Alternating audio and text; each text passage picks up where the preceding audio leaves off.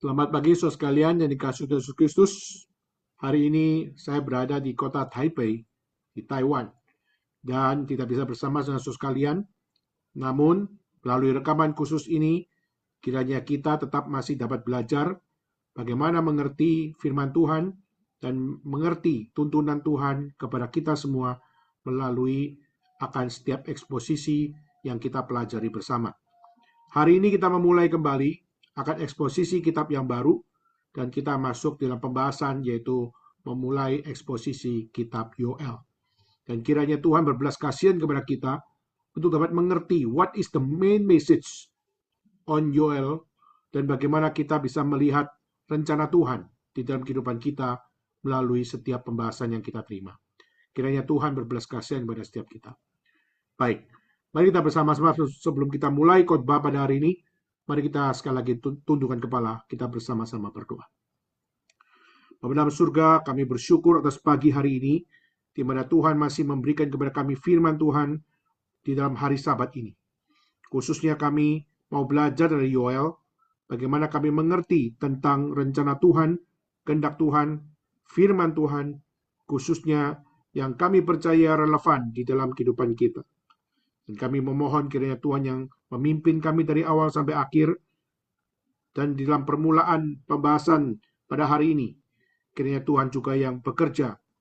Meskipun kami mengikuti melalui rekaman khusus ini, tapi kiranya Tuhan berfirman bagi kami. Tolonglah kami ya Tuhan, supaya kami bisa menangkap setiap message yang ada, dan kiranya Tuhan yang membangunkan kami, untuk kami bisa tertuju kepada firman Tuhan, dan kami mau hidup di dalam firman Tuhan. Terima kasih ya Tuhan, menyerahkan hamba-Mu yang akan menyampaikan firman, dan kami yang mendengar, kiranya segala kemuliaan kembali kepada Tuhan, dan Roh-Mu yang kudus bekerja di dalam kami. Terima kasih Tuhan, inilah doa seru kami. Dalam nama Yesus kami berdoa, kami bersyukur pada Tuhan. Amin. Baik, saudara sekalian, kita akan masuk dalam pembahasan kita. Mari kita bersama-sama membuka dalam kitab Yoel. Dan hari ini kita akan bicara tentang ayat pertama sampai ayat yang keempat. Di dalam kitab Yoel pasal yang pertama, kita akan melihat dalam ayat pertama sampai ayat yang keempat. Dan kita akan membacakan bersama-sama kitab Yoel pasal yang pertama, ayat 1 sampai ayat yang keempat. Setelah menemukan, kita akan baca bersama-sama dimanapun sudah berada. Kita baca keempat ayat ini. Setelah menemukan, mari kita baca bersama-sama. 1, 2, 3. Firman Tuhan yang datang kepada Yoel bin Pitoel. Dengarlah ini, hai para tua-tua, pasanglah telinga, hai seluruh penduduk negeri. Pernahkah terjadi seperti ini dalam zamanmu, atau dalam zaman nenek moyangmu? Ceritakanlah tentang itu kepada anak-anakmu, dan biarlah anak-anakmu menceritakannya kepada anak-anak mereka, dan anak-anak mereka menjadi angkatan yang kemudian. Apa yang ditinggalkan belalang pengerip telah dimakan belalang pindahan. Apa yang ditinggalkan belalang pindahan telah dimakan belalang pelompat. Dan apa yang ditinggalkan belalang pelompat telah dimakan belalang pelahap. Sekian pembacaan firman Tuhan. Dan saudara sekalian, kitab Yoel adalah satu kitab yang mungkin kalau kita melihat tidak terlalu panjang. Tetapi saudara, bukan berarti message-nya tidak memiliki kekuatan atau tidak memiliki hal yang dapat kita pelajari. Kitab Yoel ditulis oleh Yoel sendiri, di mana Yoel adalah seorang nabi. Nah, nama Yoel begitu penting. Kenapa, saudara? Karena nama Yoel itu artinya adalah Yahweh is God. Menyatakan bahwa Tuhan Allah adalah Tuhan. Tetapi kata Yahweh itu artinya adalah the one and only God.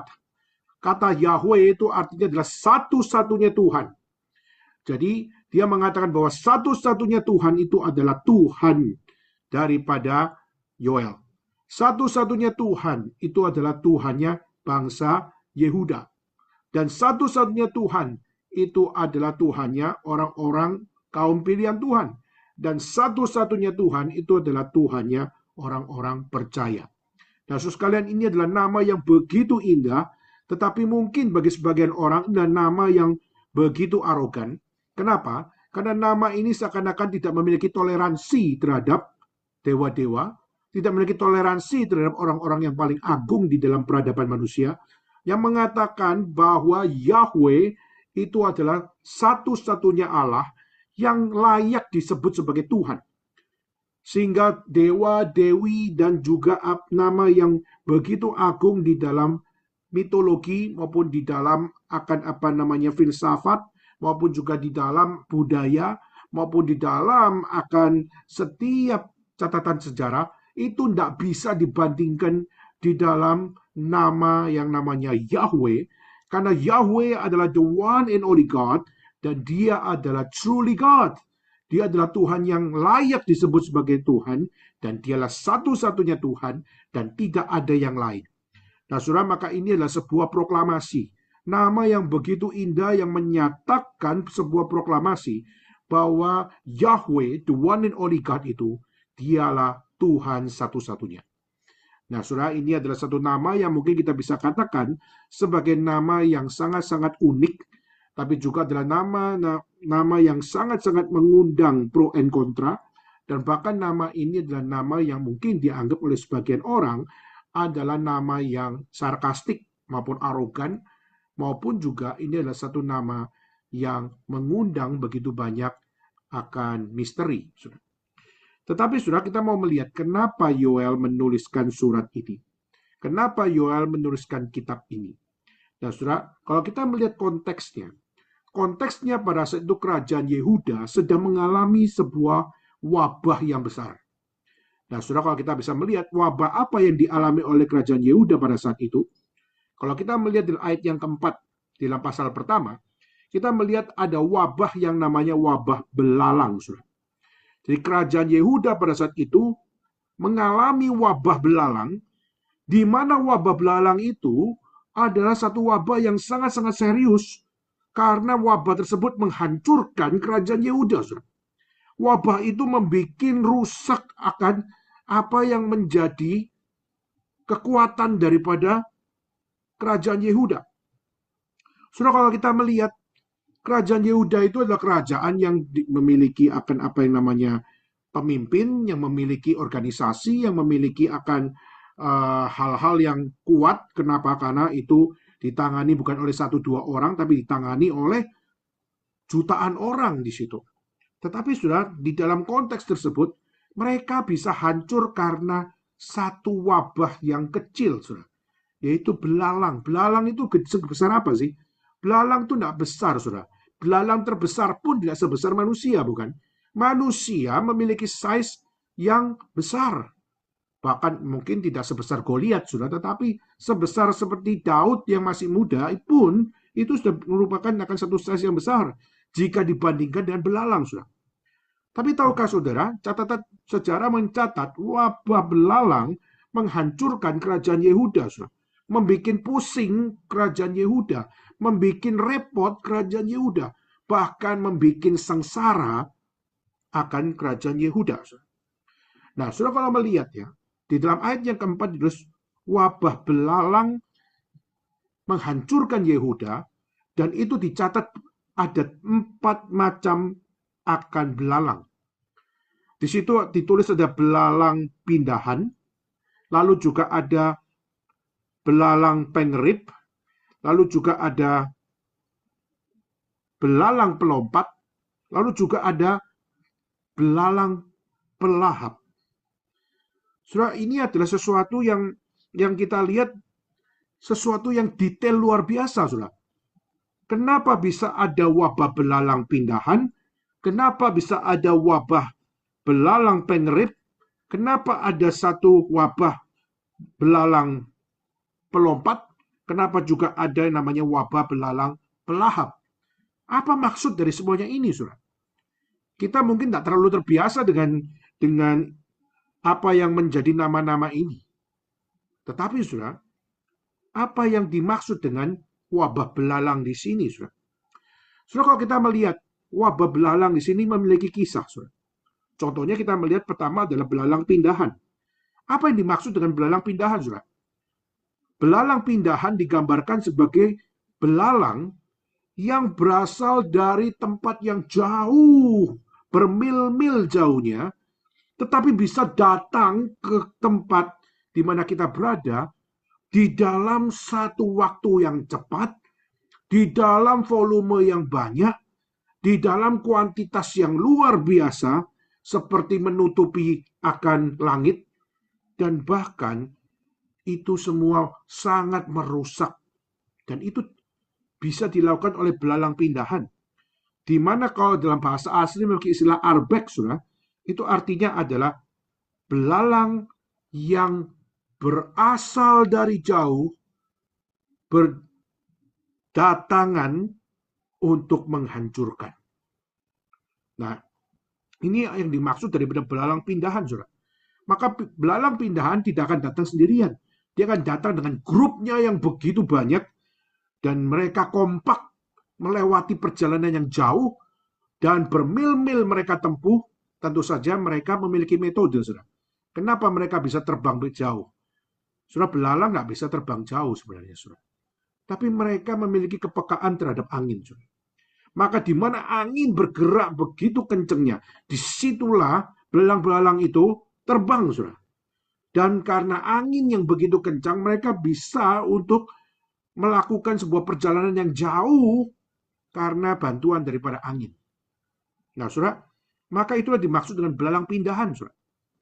Di mana mereka yang peka dengan angin, dan mereka mengikuti angin, dan mereka mengikuti gerak angin, dan mereka ikut berpindah mengikuti angin, dan mereka rela tempuh bermil-mil.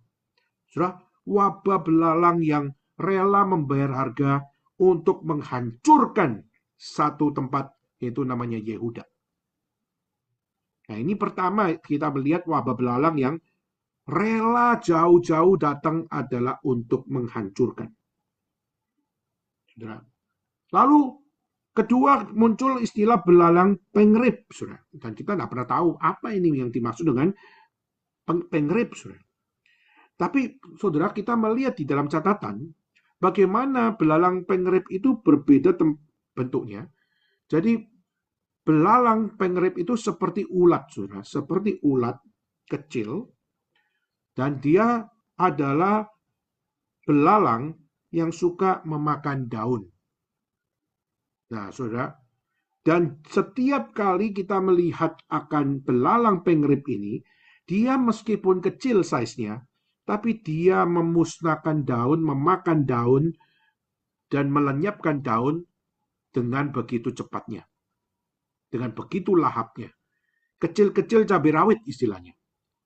Nah, saudara, wabah belalang adalah, jangan lihat size-nya. Size-nya mungkin kecil, tapi sekecil-kecil size-nya dia punya kekuatan untuk melenyapkan, memiliki akan satu kemampuan untuk memakan, dan memiliki kemampuan untuk menghancurkan, memiliki kekuatan untuk menggundulkan, dan memiliki akan satu potensial untuk memberikan akan satu kehancuran.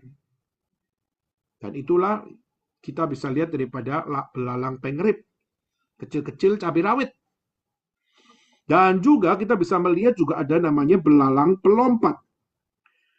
Saudara, apa yang dimaksud dengan belalang pelompat, saudara?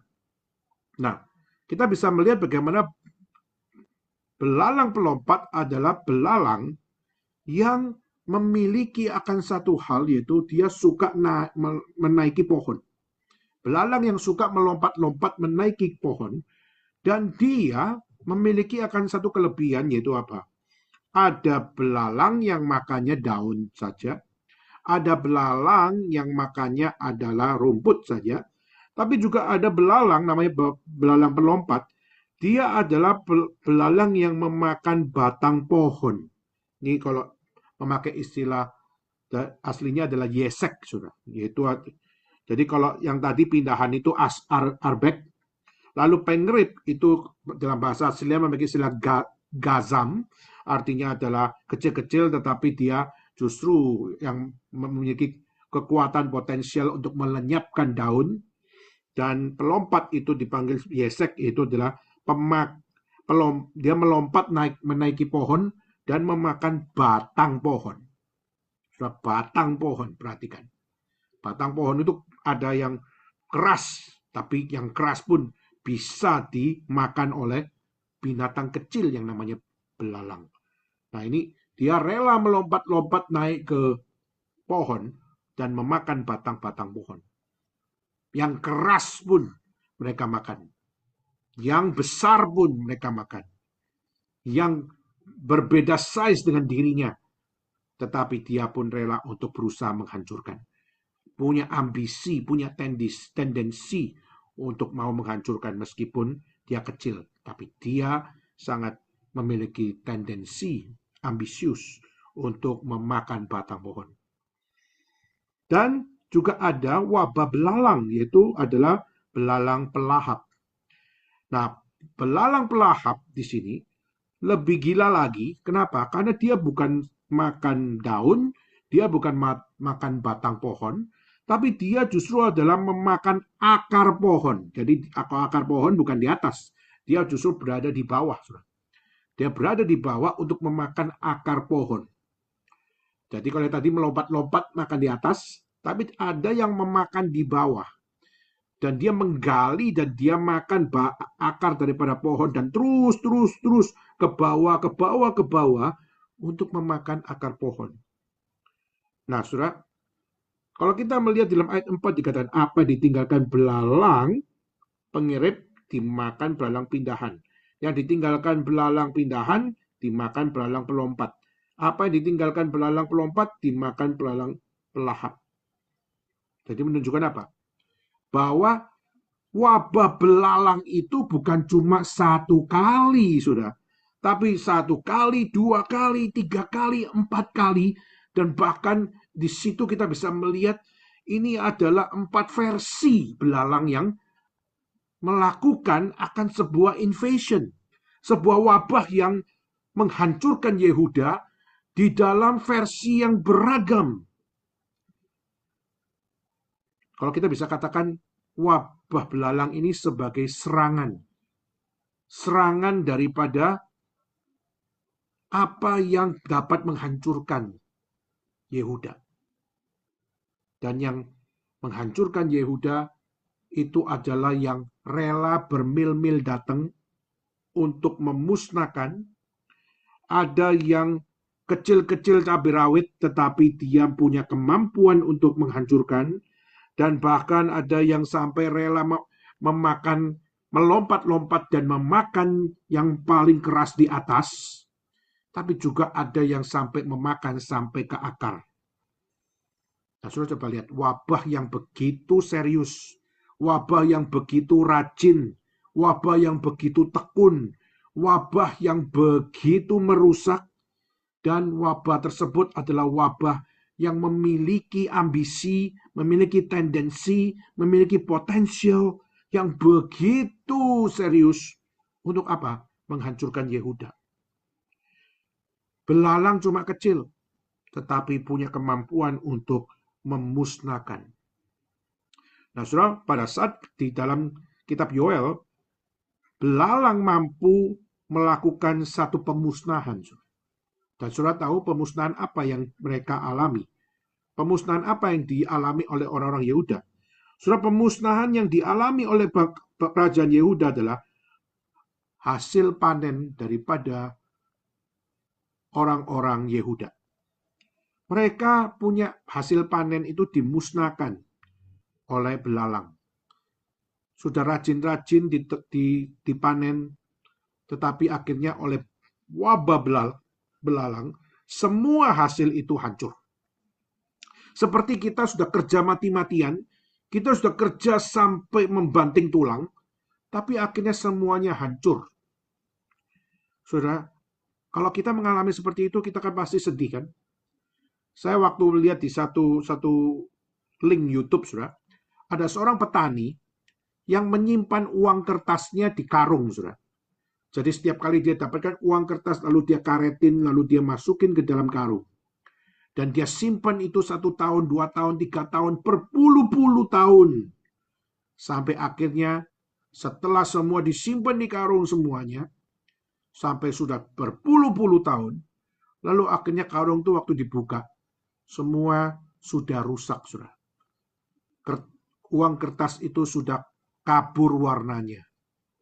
Kertas itu sudah nempel satu dengan yang lain. Waktu dibuka sudah sobek semuanya. Bahkan sudah banyak yang dimakan oleh rayap. Sehingga uangnya itu seharusnya kalau dihitung-hitung itu puluhan miliar, sudah. Tetapi akhirnya uang yang puluhan miliar itu akhirnya tidak ada harganya lagi. Kenapa? Karena dimakan oleh rayap. Karena kemakan umur. Uang kertas itu berubah warna. Dan akhirnya semua kertas-kertas itu bisa lengket sehingga tidak bisa lagi untuk dipakai lagi. Kenapa? Waktu dibuka itu sudah robek semuanya. Nah, saudara, karung-karung berisi uang itu akhirnya hanya bisa dinikmati berapa karung saja. Tapi yang lain mayoritas sudah hancur. Sudah dimakan rayap, sudah rusak, sudah hilang warnanya, tulisannya sudah hilang, dan sebagainya. Cacat semuanya. Saudara, kita pasti merasa sedih kalau kita punya harta, kalau kita punya uang, dan akhirnya kita kehilangan nilai daripada uang itu. Nah, saudara, Yehuda mengalami akan satu wabah belalang yang menghancurkan mereka, sehingga seakan-akan mereka sudah melakukan jerih lelah yang luar biasa. Mereka memiliki akan satu hal, mereka melakukan yang terbaik menurut mereka, tetapi sudah mereka semua akhirnya hancur. Semua jadi gundul, semua jadi musnah, semua jadi hancur. Saudara, dan semua yang dimiliki oleh Yehuda yang kelihatannya itu adalah sebuah kelebihan, itu yang kelihatannya adalah sebuah hal yang bisa dibanggakan, itu hal-hal yang bisa membuat mereka merasa bahwa inilah kekuatan, akhirnya semua dimusnahkan, dimakan habis, sehingga akhirnya mereka menjadi orang-orang yang sangat-sangat menderita. Kita bisa lihat, saudara, di dalam dua bagian dalam perjanjian lama. Oke, mari kita bersama-sama buka. Pertama kita buka dalam kitab Keluaran. Di dalam kitab Keluaran pasal yang ke-10, Keluaran pasal 10, kita melihat di ayat 1 sampai ayat yang ketiga. Kita melihat dalam Alkitab, wabah daripada belalang pernah terjadi dalam sejarah. Dan itu tercatat dalam Keluaran pasal 10. Keluaran pasal 10. Saya akan membacakan ayat 1 sampai ayat yang ketiga. Keluaran pasal 10 ayat 1 sampai ayat yang ketiga. Berfirmanlah Tuhan kepada Musa, pergilah menghadap Firaun, sebab aku telah membuat hatinya dan hati para pegawainya berkeras, supaya aku mengadakan tanda-tanda mujizat yang kubuat ini di antara mereka. Dan supaya engkau dapat menceritakan kepada anak cucumu bagaimana aku mempermainkan orang Mesir dan tanda-tanda mujizat mana yang telah kulakukan di antara mereka, supaya kamu mengetahui bahwa akulah Tuhan. Lalu Musa dan Harun pergi menghadap Firaun dan berkata kepadanya, beginilah firman Tuhan Allah orang Ibrani, berapa lama lagi engkau menolak untuk merendahkan dirimu di hadapanku? Biarkanlah umatku pergi, supaya mereka beribadah kepadaku. So sekalian, apa yang kita catat dalam kitab Keluaran adalah Musa dan Harun menghadap Firaun dan minta supaya Firaun melepaskan 2 juta orang Israel yang dijajah oleh Firaun. Dan dia berkata, let my people go. Tetapi saudara, pada saat itu yang dilakukan oleh Firaun adalah no. Dan waktu dia dilakukan adalah no, maka dikatakan kepada Firaun oleh Musa dan Harun, beginilah firman Tuhan Allah orang Ibrani, berapa lama lagi engkau menolak untuk merendahkan dirimu di hadapanku? Biarkan umatku pergi, supaya mereka beribadah kepadaku. Sudah, satu sign yang begitu clear, satu voice yang begitu vokal, satu message yang begitu jelas. Biarkan umatku pergi, biarkan mereka beribadah kepadaku. Dan bahkan mereka mengatakan, sebab jika engkau menolak, maka aku akan mendatangkan belalang-belalang ke dalam daerahmu. Sudah, saya bacakan. Sebab jika engkau menolak, maka besok aku akan mendatangkan belalang-belalang ke dalam daerahmu. Belalang itu akan menutupi permukaan bumi, sehingga orang tidak dapat melihat tanah. Belalang itu akan, perhatikan, belalang itu akan memakan habis sisa yang terluput, yang masih tinggal bagimu dari hujan es itu, bahkan untuk memakan habis segala pohon yang tumbuh di padang. Belalang itu akan memenuhi rumahmu, rumah semua pegawaimu, rumah semua orang Mesir, seperti yang belum pernah dilihat oleh bapakmu dan nenek moyangmu, sebab mereka lahir dari bumi sampai hari ini. Dan berpalinglah dia dan keluar meninggalkan Firaun. Saya menitik beratkan kepada satu kata, yaitu apa? Memakan habis. Belalang itu, yang kecil itu, akan memakan habis. Wah, saudara,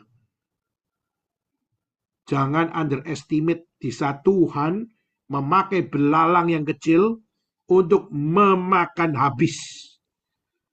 Yehuda mengalami wabah belalang untuk memakan habis bangsa Yehuda. Dan di dalam sejarah tercatat pernah ada belalang yang Tuhan kirim untuk apa? Memakan habis Mesir. Maka jangan main-main. Maka saudara, wabah yang Tuhan datangkan itu adalah satu peringatan, sebuah hal, sign yang harus untuk setiap kita perhatikan. Saudara, maka jangan main-main dengan apa yang Tuhan berikan. Tuhan mengizinkan bagaimana plak itu, wabah tersebut, itu harus menjadi sebuah reminder. Nah, kita mau belajar, reminder apa itu? Ya, tetapi kita lanjutkan dulu, saudara. Keluaran 10, 1-3. Waktu Firaun menerima kedatangan daripada Musa dan Harun, mengatakan, keluarkan bangsaku, biarkan mereka beribadah kepada Tuhannya. Jika tidak, engkau akan menerima belalang-belalang yang akan memusnahkan, yang memakan habis kamu. Dan kita melihat belalang itu memakan habis. Berarti Tuhan mendatangkan plak, mendatangkan musibah, mendatangkan akan apa namanya wabah, itu tidak main-main. Maka Yoel, dia menyatakan ini kepada Yehuda. Menyatakan bahwa di dalam sejarah pernah terjadi wabah belalang.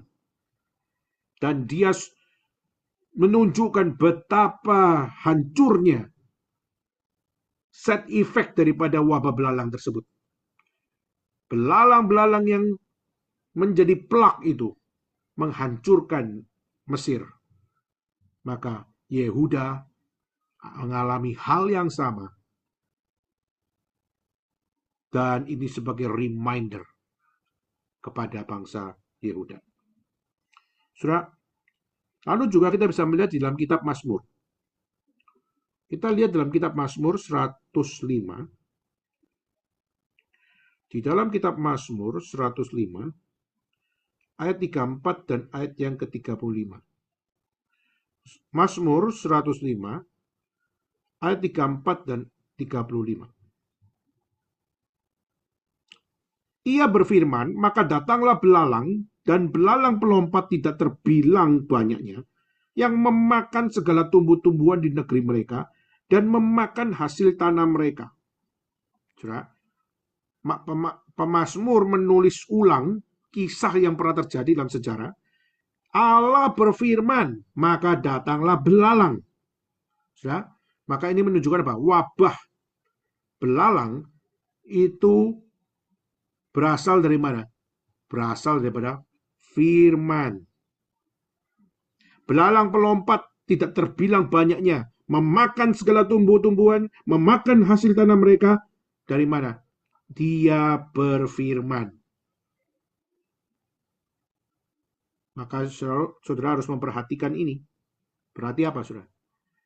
Berarti di saat terjadi satu wabah yang begitu serius, terjadi wabah yang begitu besar, saudara, Tuhan bisa pakai segala keadaan termasuk wabah tersebut untuk menjadi reminder. Yang perlu menjadi pelajaran bagi kita itu how to observe this, how to discern, and how to recognize. Bagaimana kita bisa mengobservasi mengapa wabah ini didatangkan daripada Tuhan Allah. Apa maksud Tuhan? Kenapa wabah ini harus terjadi? Siapa yang benar, siapa yang salah? Dan bagaimana kita bisa memilah mana yang kehendak Tuhan, mana yang bukan kehendak Tuhan. Dan bagaimana kita recognize ini yang benar dan ini yang tidak benar. Saudara sekalian, dan saat kita melihat kitab Mazmur dan kitab Keluaran menunjukkan bahwa belalang dapat dipakai Tuhan untuk melakukan rencana Tuhan, kehendak Tuhan, yaitu memakan habis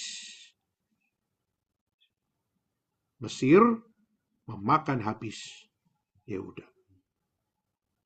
Saudara, dan kita melihat ini adalah satu dalil yang kita perlu lihat.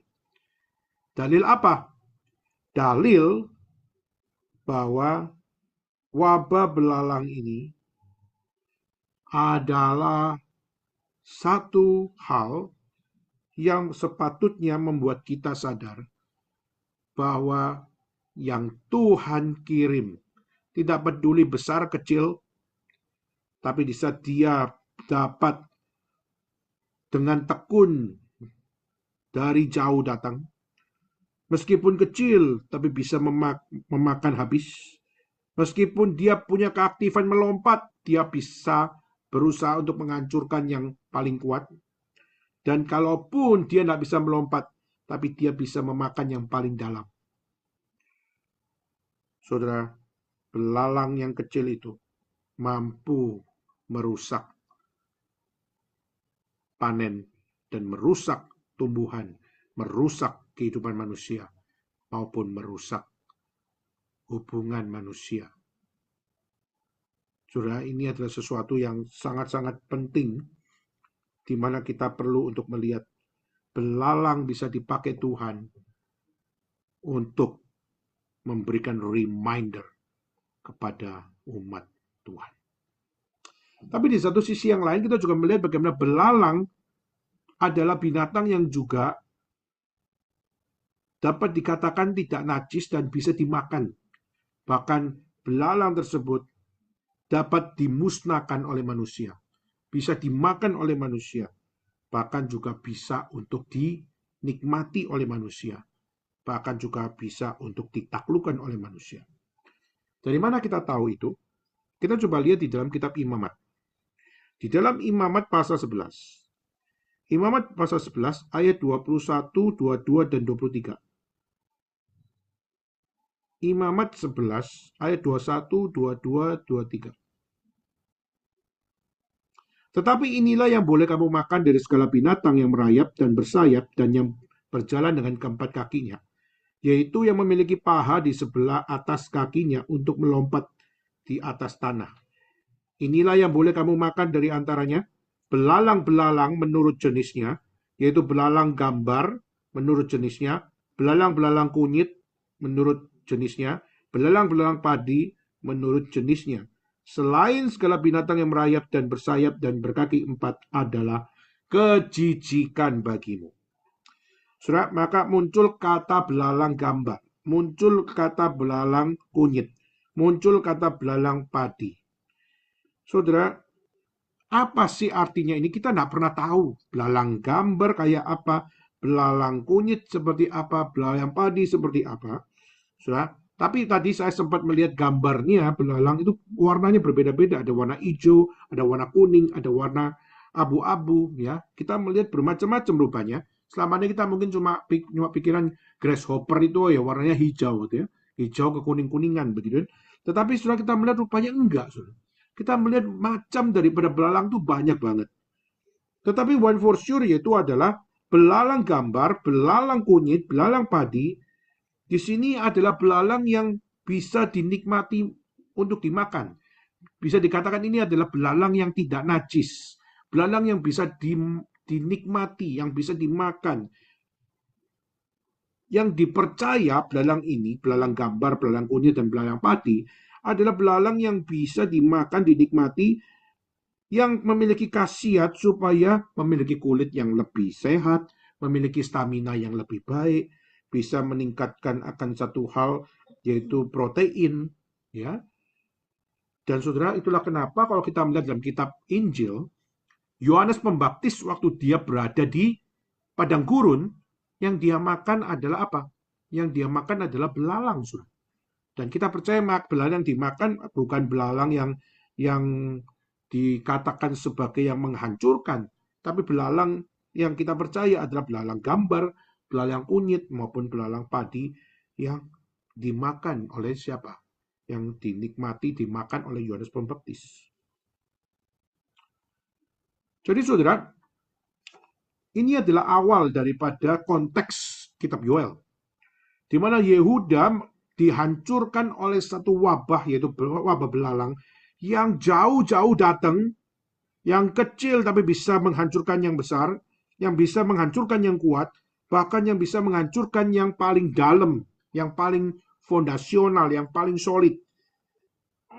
Belalang yang difirmankan oleh Allah untuk menghancurkan sesuai kehendak Tuhan. Tidak main-main memiliki kuasa memakan habis. Tidak main-main memiliki kuasa untuk menggunduli. Tidak main-main untuk melenyapkan, menghancurkan akan apa yang namanya musuh dan sebagainya. Jadi wabah belalang ini tentu saja merusak surga. Dan Yehuda hancur oleh karena belalang itu. Nah, sekarang pertanyaannya adalah, apa kaitannya ini dengan saudara dan saya? Apa kaitannya dengan kita sebagai umat orang percaya? Saudara perlu untuk membaca hidup saudara dengan what are we supposed to do? Apa yang mesti kita lakukan, saudara? Waktu Yehuda, kenapa bisa mengalami akan apa yang namanya wabah belalang? Saudara, kalau kita melihat, Yoel mengatakan kepada siapa?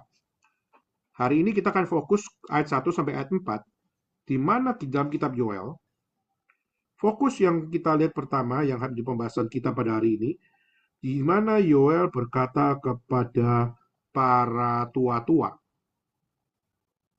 dengarlah ini, hai para tua-tua. Jadi, para tua-tua pada saat itu adalah leaders. Para tua-tua pada saat itu, dia adalah para imam-imam. Tidak ada raja di situ. Tetapi sudah, mereka bertanggung jawab atas Yehuda. Dan dikatakan, dengarlah ini, hai para tua-tua, pasanglah telinga, hai seluruh penduduk negeri. Kepada para imam dikatakan, dengarlah ini. Hear this.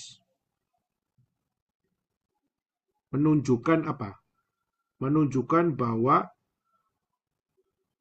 para tua-tua, dengarlah ini, maksudnya adalah ada yang harus kamu lakukan.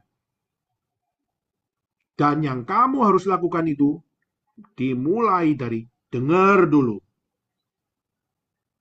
Dan yang kamu dengar bukan sembarangan, tapi yang kamu dengar adalah firman Tuhan. Hear this. That's the first things to do. Itu adalah yang hal pertama yang harus kamu lakukan sebagai seorang pemimpin, sebagai para tua-tua, yaitu adalah bukalah telingamu, dengar. Hear this. Lalu juga penduduk negeri, give ears to listen. Bukalah telingamu untuk dengar. Bahwa apa, saudara? Bahwa di dalam masa sulit, di dalam menghadapi wabah, di dalam menghadapi akan belalang-belalang tersebut, Kamu cari apa?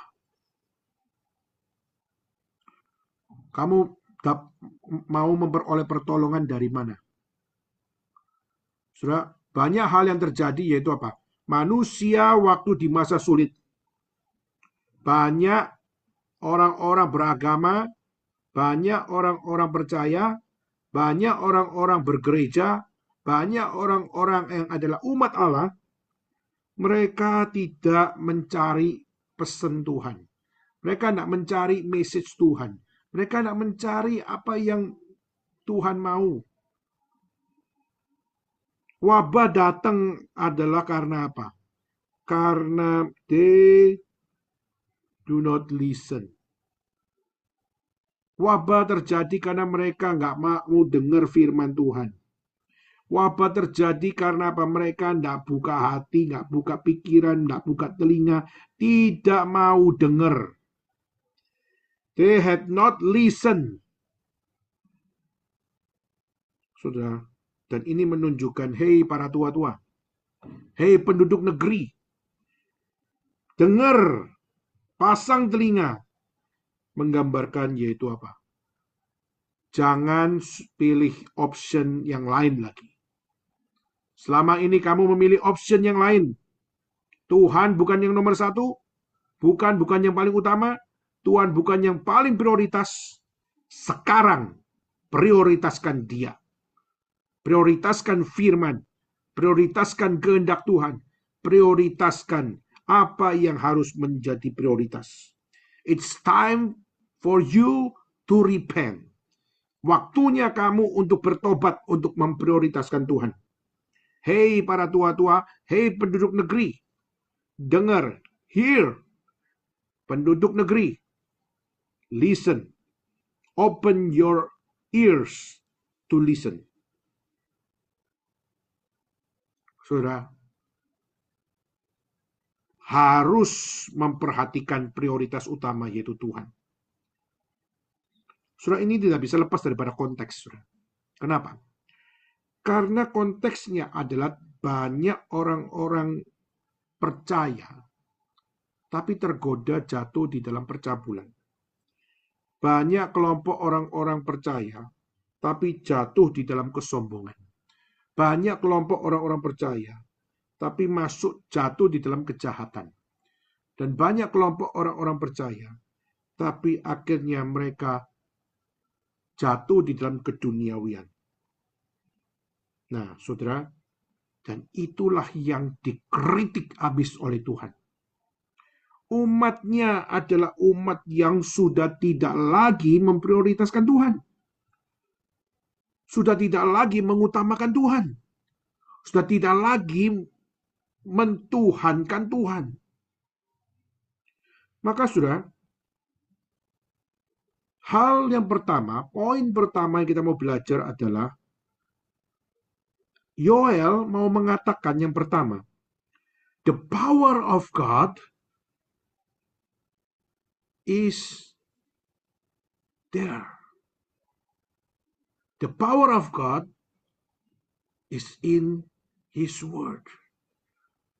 Bahwa kekuasaan Tuhan itu ada. Dan kuasa Tuhan itu ada pada firman-Nya. Kuasa Tuhan ada pada setiap perkataannya. Dan kuasa Tuhan mampu untuk menghajar. Dan kuasa Tuhan mampu untuk memberikan second chance. Orang yang paling cabul, orang yang paling sombong, orang yang paling jahat, maupun juga orang yang paling melawan Tuhan.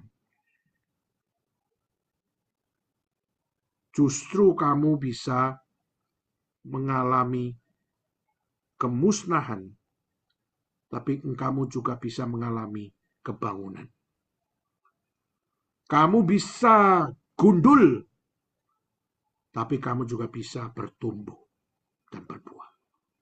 Kamu adalah yang rusak, tapi kamu bisa menjadi tertata kembali dan menjadi benar. Saudara, tentu saja ini tidak bisa dengan kuasa manusia, kemampuan manusia. Maka itulah kenapa, hear this. Open your ears to listen. Give ears to listen. Berarti apa? Firman Tuhan harus menjadi prioritas. Untuk apa? Untuk didengar. Untuk diperhatikan. Saudara, mengapa? Pertama, because the Word of God is our ultimate standard. Karena firman Tuhan itu adalah standar mutlak daripada orang percaya, di mana kita tidak bisa hidup tanpanya. Mau benar harus ikut standar mutlak ini. Mau suci, mau ikut standar, harus ikut standar mutlak ini. Mau dipakai Tuhan, harus ikut akan standar mutlak ini. No other ways. Dan standarnya adalah firman Tuhan, yang standarnya adalah scripture. Dan kedua adalah karena the Word of God is our ultimate guide. Yaitu satu-satunya standar yang dapat membawa kita, memimpin kita, menuntun kita, sehingga kita bisa mencicipi hidup kudus, hidup benar, hidup berbuah, hidup di dalam pertolongan Tuhan. Itu semua hanya terjadi di saat kita hear and listen the Word of God as our ultimate guide. Sehingga saudara dituntun untuk mengikuti direction yang Tuhan mau kita hidupi. Dan ketiga, the Word of God is our ultimate maturity. Yaitu adalah kedewasaan saudara dan saya. Saudara baru bisa dewasa dengan benar. Saudara bisa memiliki satu fullness, memiliki akan kesatuan, kepenuhan di dalam hidup. Di saat kita menaruh semuanya pada dasar firman Tuhan. Saudara, ini hal yang penting, saudara. Yaitu adalah bagaimana kita memiliki standar, bagaimana kita memiliki guide, dan kita memiliki maturity, di mana kita bisa menjadi orang-orang yang percaya bahwa firman Tuhan punya kuasa besar untuk memberikan fondasi kepada kita, bagaimana saya memiliki standar di dalam mengatakan segala sesuatu, menghidupi segala sesuatu dengan mengikuti guide-nya Tuhan, dan menuju kemana saya hidup dengan bertumbuh dewasa dan berbuah secara dewasa di dalam pertolongan Tuhan. Itu poin pertama. Di saat wabah yang begitu berat terjadi, yang pertama, Yoel mengatakan, hear this. Hey, para leader, para imam, and give ear to listen. Hey, semua penduduk negeri. Jangan bangun opini menurut pikiranmu. Jangan bangun opini menurut filsafatmu. Jangan membangun opini menurut pengalamanmu. Jangan membangun opini menurut analisamu. Analisamu bisa benar, bisa salah. Penilaianmu bisa benar, bisa salah. Pemikiranmu bisa benar, bisa salah. Pengalamanmu juga bisa benar, bisa salah. Maka saudara, kita harus percaya, hear this and give ears to listen kepada Dia yang tidak akan pernah bersalah, yaitu the power of God yang ada pada diri Allah sendiri. Dan itu adalah powerful word yang akan memberikan pengharapan bagi mereka yang berpegang padanya. Jadi kalau kita sebagai orang Kristen tapi tidak pernah memiliki kepercayaan kepada firman Tuhan, kita tidak pernah mencintai firman Tuhan, kita tidak pernah mau mengambil resiko untuk menghidupi firman Tuhan, maka saudara, kita adalah orang-orang yang paling kasihan. Kenapa? Karena tidak ada ultimate source yang memberikan akan standar yang baik dan benar padamu. Tidak ada guide yang baik dan benar padamu. Tidak ada maturity yang benar padamu. Sehingga semua itu hanyalah lewat begitu saja. tidak ada satu kebangunan. Firman akan selalu membangunkan. Firman akan selalu membangkitkan. Firman akan selalu membawa kita untuk mengikuti apa yang benar, yang suci, dan yang memberikan buah. Maka saudara, itu poin pertama.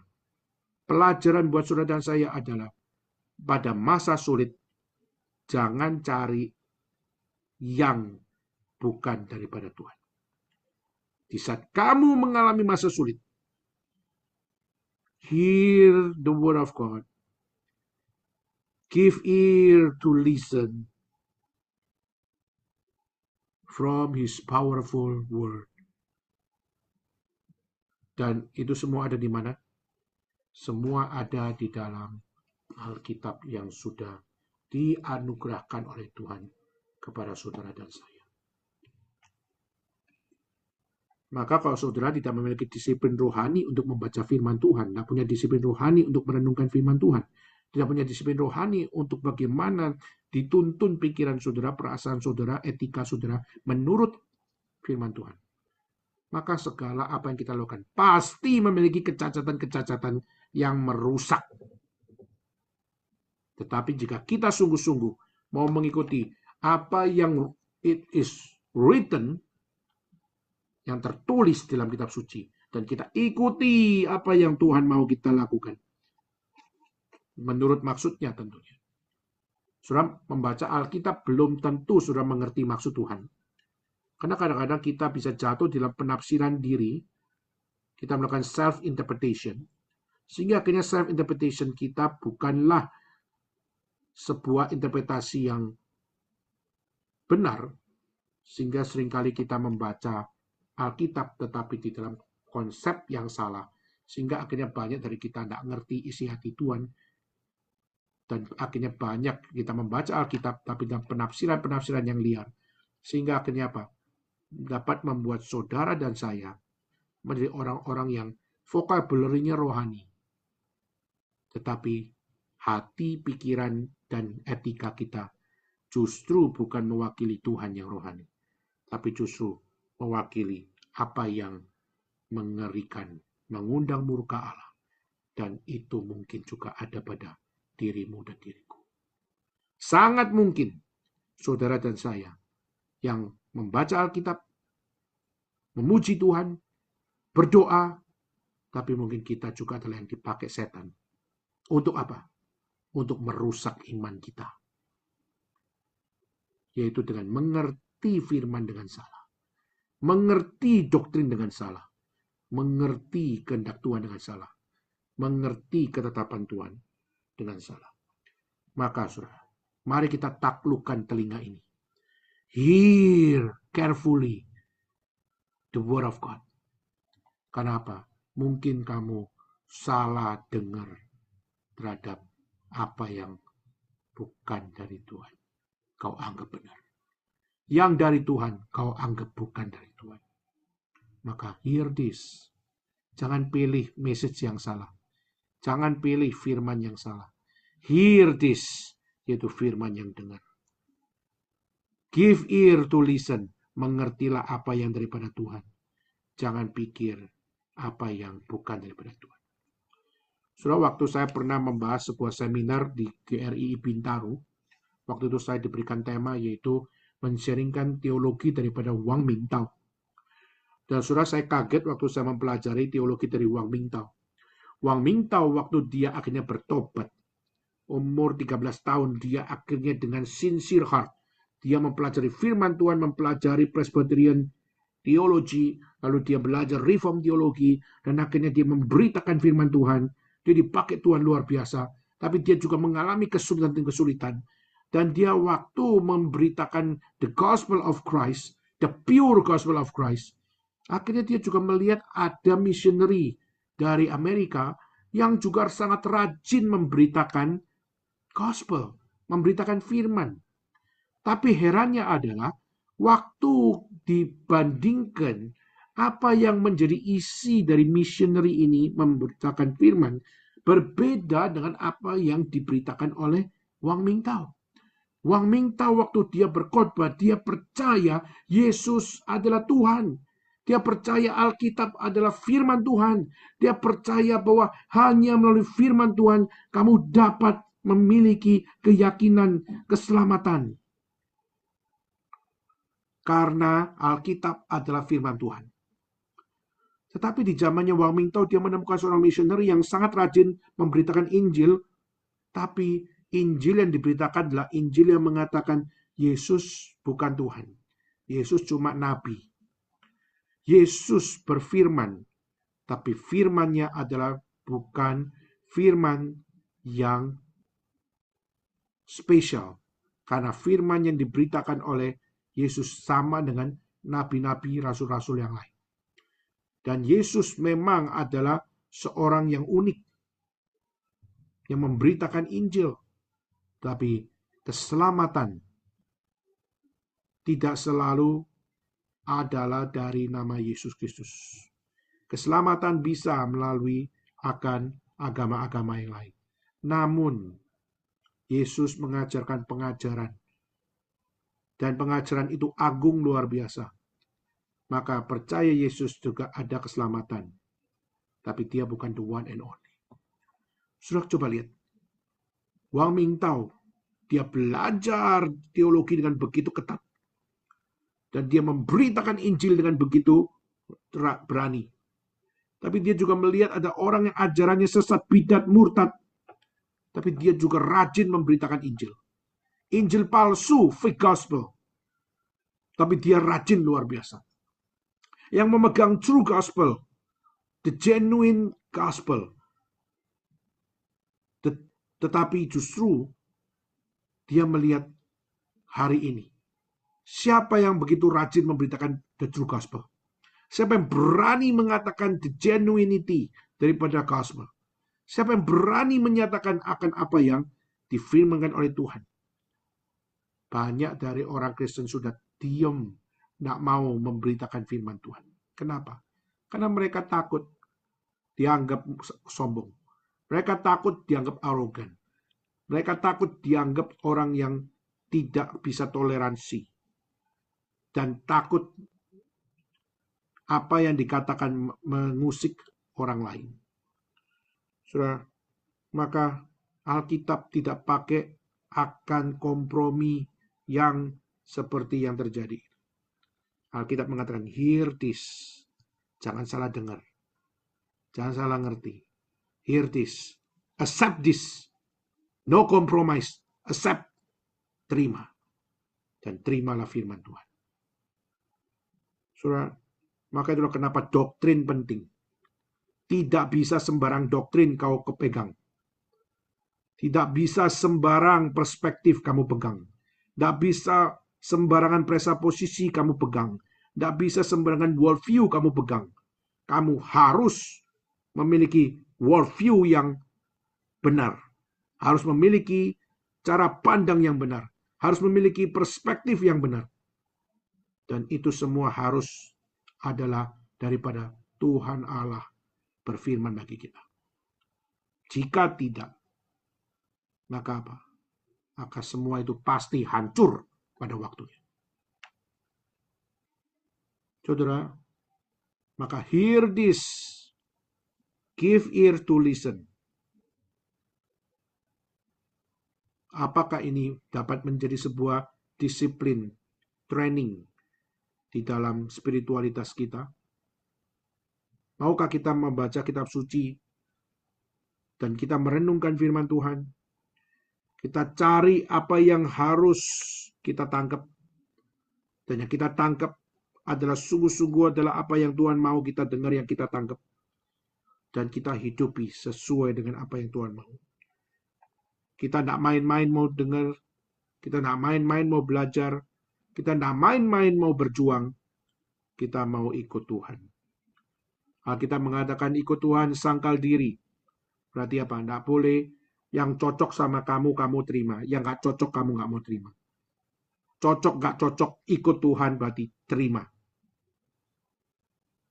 Pikul salib, sulit atau tidak sulit, terima.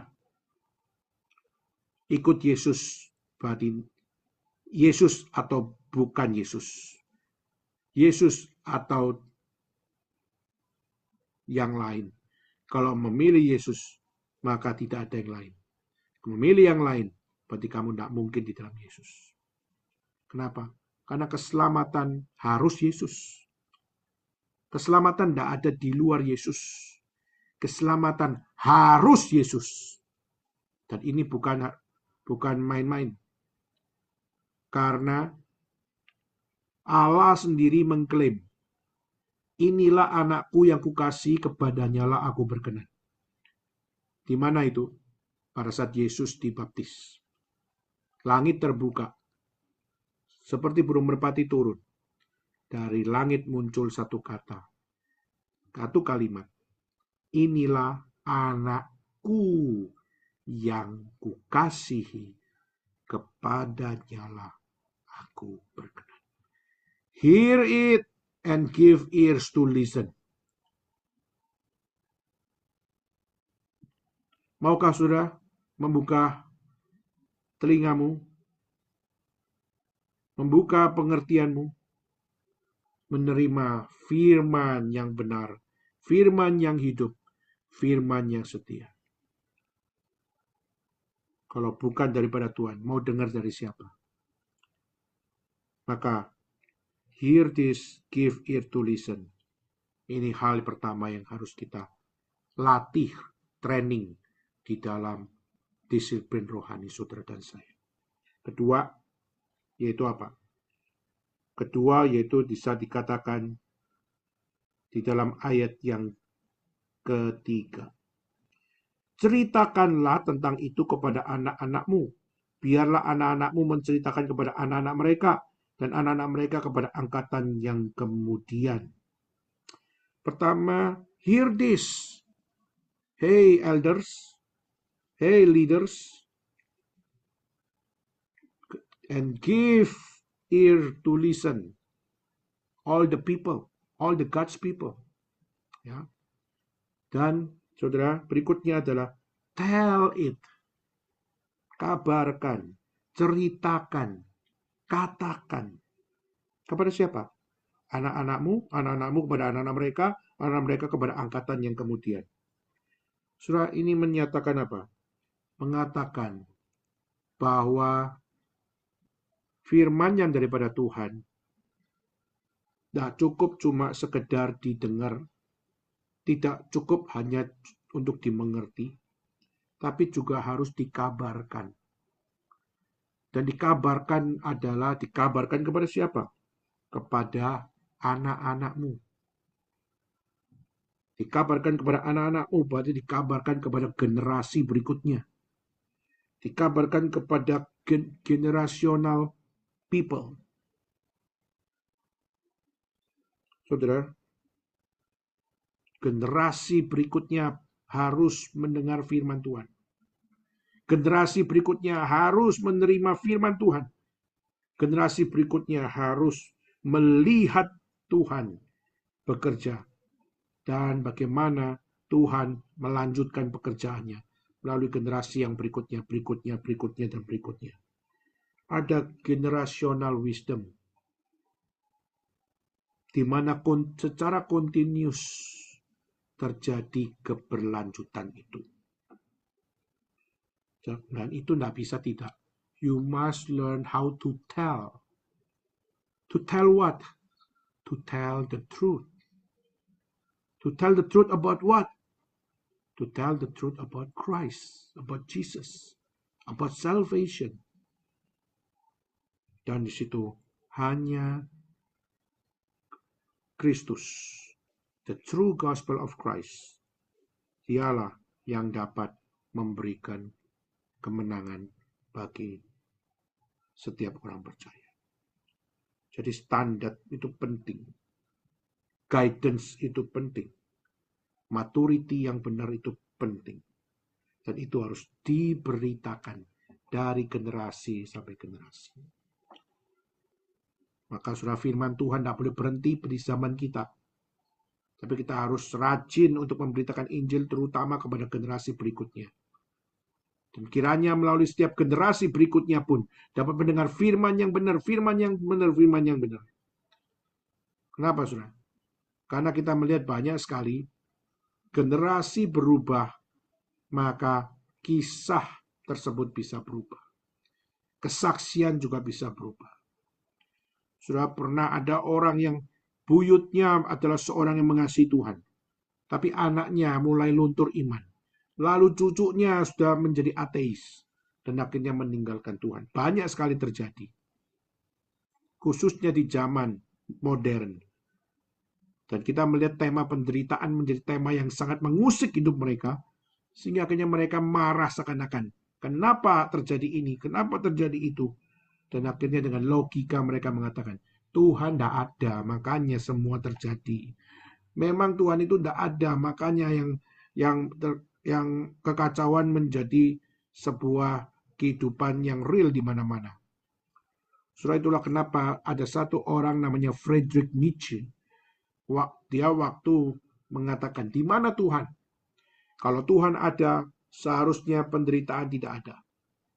Tapi Tuhan, kenapa membiarkan dunia ini menderita? Karena Tuhan sudah mati.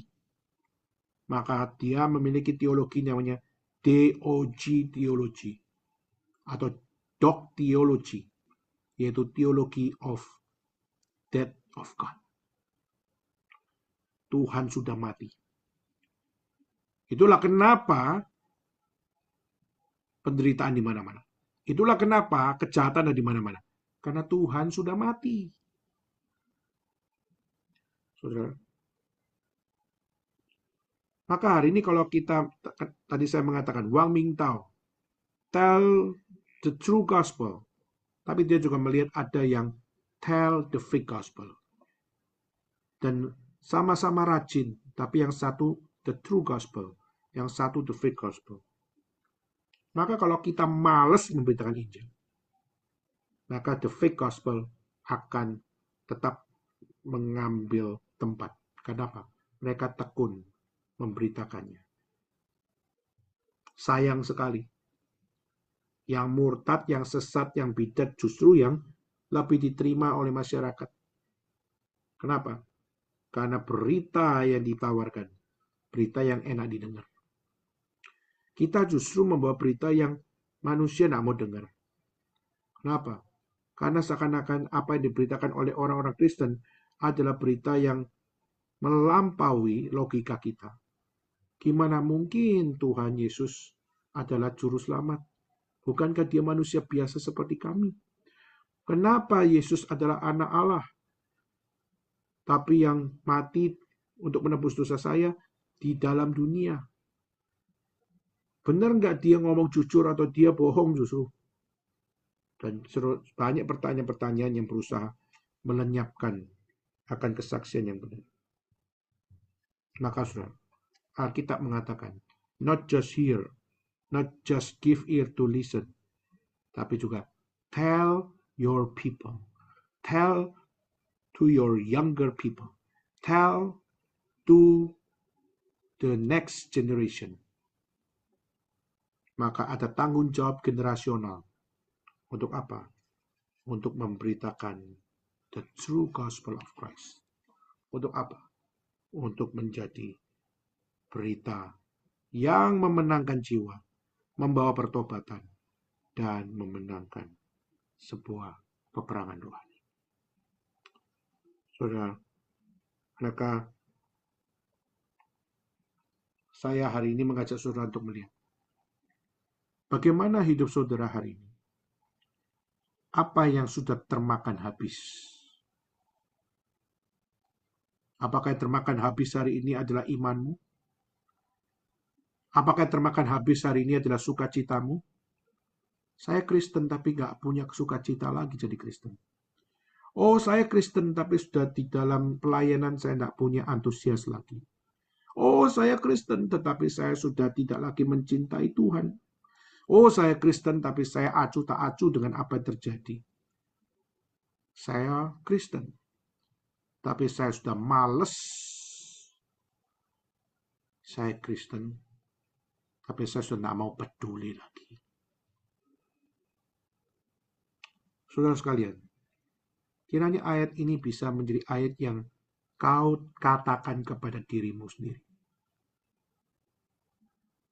Ketika bencana merenggutmu, menghancurkanmu, menggundulimu, dan memakan habis imanmu hari ini, siapa yang berkata, Tuhan, aku mau dengar. Tuhan, aku mau memberikan telingaku untuk memperhatikan. Tuhan, aku mau mendengarnya dan akan memberitakannya kepada generasi berikutnya. Tidak harus anakmu sendiri, tapi kau bisa beritakan kepada anak-anak muda, generasi berikutnya. Untuk apa? Do the same like God want me to do. Hal yang sama yang Tuhan mau saya hidupi hari ini, biarlah mereka juga belajar hidupi yang benar. Saudara, maka kiranya Yoel menjadi sebuah inspirasi buat kita semua. Yoel membawa sebuah berita peringatan untuk apa? Untuk para leader, untuk penduduk negeri. Pertobatan adalah kunci. Mau kudus, mau benar, mau bertumbuh, mau berbuah, mau dipakai Tuhan, tidak ada cara lain. Bertobat di hadapan Tuhan. Menerima firman yang absolutely right from God. Dan hidup di dalam Dia. Apapun yang Dia firmankan, kita pegang dan kita imani. Dan kita kerjakan. Suka, tidak disukai oleh orang. Itu bukan persoalan utama. Tapi yang menjadi hal yang paling utama adalah menyukakan hati Tuhan. Saudara, jangan takut tidak disukai manusia. Saudara bisa tidak disukai oleh orang di dalam gereja. Saudara bisa tidak disukai oleh orang di luar gereja. Tetapi, saudara, kau perlu mengkoreksi dirimu. Kalau kau tidak disukai orang, pertanyaannya, Tuhan suka samamu. Kalau kau menyukakan hati Tuhan dan Tuhan suka kepadamu, it's worth it. Tapi kalau kamu gak disukai orang, tapi Tuhan juga gak suka sama kamu, it's time for you to repent. It's time for me to repent. Sungguh-sungguh bertobat. Sungguh-sungguh mau berubah. Sungguh-sungguh mau dikoreksi oleh Tuhan. Dan hidup lurus, hidup setia, hidup bersepadan dengan apa yang Tuhan mau. Pertanyaan, mau nggak kita berubah? Mau nggak kita buka hati, buka telinga, dan mengerti setiap apa yang difirmankan Tuhan dengan benar. Dan to tell the others, to tell the people, to tell the God's people, to tell the next generation, to tell with the generational wisdom. May God bless them. Maukah saudara? Kiranya Tuhan berbelas kasihan kepada kita. Mari kita tundukkan kepala kita bersama-sama berdoa. Mari kita bangkit berdiri. Mari kita bersama-sama berdoa. Bapa dalam surga, terima kasih kalau kami sudah memulai eksposisi yang pertama ini. Tuhan, ketika belalang oleh firman Tuhan mampu menghancurkan satu kerajaan. Kerajaan Yehuda, kerajaan Mesir. Binatang yang begitu kecil tapi mampu melenyapkan, mampu menghancurkan, mampu menggunduli, mampu memusnahkan. Tuhan, siapakah kami hari ini? Kami sangat rentan untuk dimusnahkan, kami sangat rentan untuk dihancurkan, kami sangat rentan digundulkan, kami rentan untuk dimusnahkan oleh Tuhan. mengapa kami masih harus hidup dalam dunia ini. Tuhan, kiranya Roh-Mu yang kudus bekerja menegur kami. Karena seringkali kami tidak mau dengar firman. Kami seringkali tidak mau dengar apa yang Tuhan mau. Kami seringkali hidup hanya dengan cara kami, bukan hidup menurut cara Tuhan.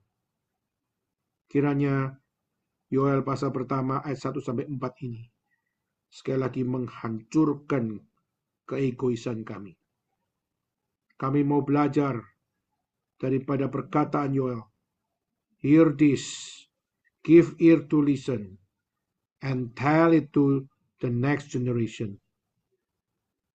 Tuhan, mampukan kami untuk kami bisa melakukan hal yang sama, doing the same for your glory. Tuhan, mampukan kami. Tegurlah kami di saat kami salah. Tegurlah kami kalau kami serong, simpang siur, membingungkan, maupun merusak. Hancurkan apa yang tidak benar dalam diri kami, ya Tuhan. Dan luruskan jalan yang bergelombang di dalam hidup kami. Dan kiranya Engkau yang menjadi patokan iman kami. Tuhan, inilah isi doa kami. Kiranya gereja-Mu yang sederhana ini, Tuhan murnikan di dalam firman yang hidup. Kiranya setiap jemaat-Mu diberikan hati yang suci, kudus, dan benar. Oh Tuhan, belas kasihan-Mu kiranya hadir untuk melembutkan hati mereka. Kiranya setiap mereka sungguh-sungguh mengasihi-Mu, mengasihi firman, dan memiliki ketekunan melakukan kehendak Tuhan dengan berani di dalam kuasa-Mu, ya Tuhan. Inilah doa seru hamba-Mu. Tuhan, dengarlah doa kami. Terima kasih Tuhan, inilah doa seru kami yang kami serahkan di dalam nama Yesus Kristus kami berdoa. Kami memohon kepada Tuhan. Amin. Dengan tetap berdiri, mari kita bersama-sama membacakan satu pengakuan iman, pengakuan yang berbunyi demikian. Aku percaya kepada Allah, Bapa yang Maha Kuasa, Khalik langit dan bumi, dan kepada Yesus Kristus, hanya yang tunggal Tuhan kita, yang dikandung dari Roh Kudus, lahir dari anak darah Maria, yang menderita sengsara bawah pemerintahan Pontius Pilatus, disalibkan, mati dan kuburkan, turun dalam kerajaan maut. Pada hari yang ketiga bangkit pula dari antara orang mati, naik ke surga, duduk sebelah kanan Allah, Bapa yang Maha Kuasa. Dan dari sana ia akan datang untuk menghakimi orang yang hidup dan yang mati. Aku percaya pada Roh Kudus, gereja yang kudus dan am, persekutuan orang kudus, pengampunan dosa, kebangkitan tubuh, dan hidup yang kekal. Amin. Silakan duduk saudara sekalian, dan saya akan serahkan kepada liturgis untuk melanjutkan akan ibadah kita pada hari ini. Terima kasih, Tuhan memberkati kita semua.